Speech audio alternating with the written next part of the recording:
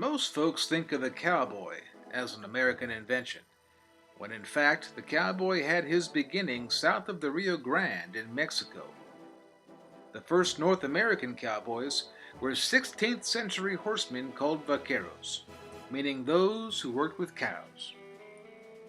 By the time of the Mexican revolt against Spain in 1821, ranching was big business in California. The mission fathers were replaced by large landholders, not only in California, but throughout the Southwest. Meanwhile, on the other side of the Rocky Mountains, cattle ranching was developing in Texas. After the Civil War in 1865 was when the cowboy that we know of today came into being.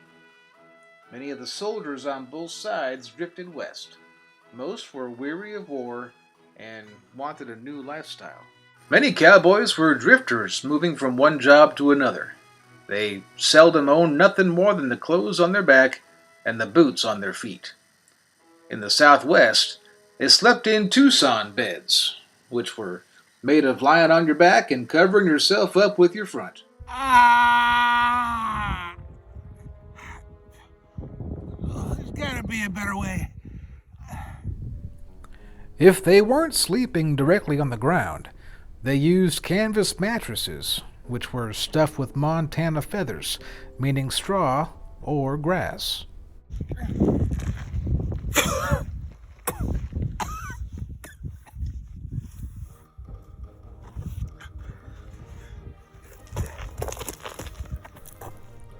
The cowboy's main job was to keep an eye on the cattle, the sky, and the trail.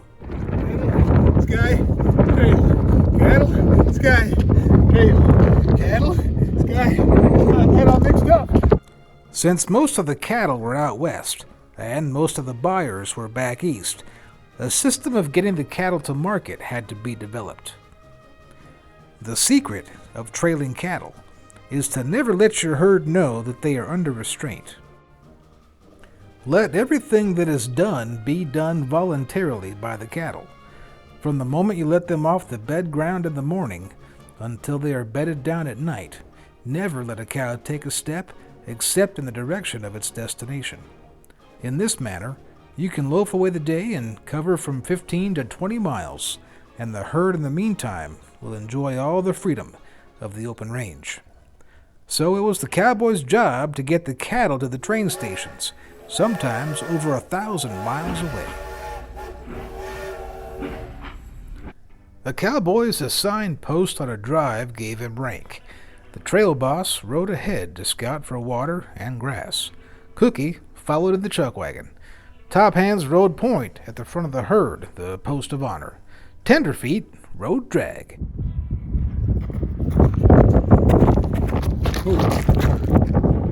Hey guys! I'm not sure this is right.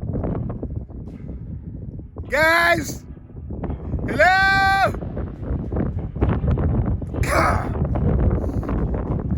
I'm a cowboy. I'm a cowboy. I'm a cowboy. That's not what that means. Riding drag means you rode at the back of the herd, eating dust all the way. The rest filled in between, riding flank and swing. Depending on the terrain, they covered roughly 15 miles a day. At the end of the trail, a cowboy earned his pay, about $1 a day. Oh, thanks. Go rob a bank now. It took courage, endurance, and wits to drive thousands of head of cattle to the nearest railroad.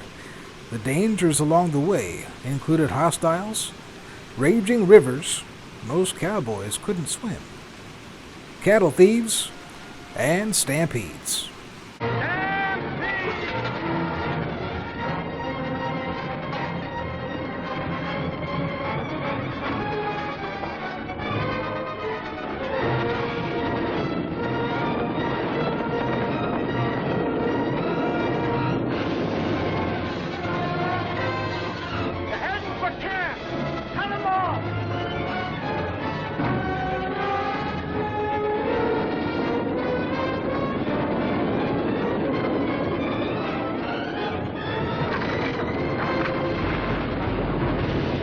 Despite the dangers, the ambition of every cowboy was to take a cattle drive north.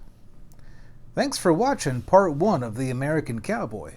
Be sure to stay tuned for parts 2 and 3 coming up soon, where you'll learn about the chuck wagon and the cowboy's clothing and equipment. This is all brought to you from old Tucson, where the spirit of the Old West comes alive.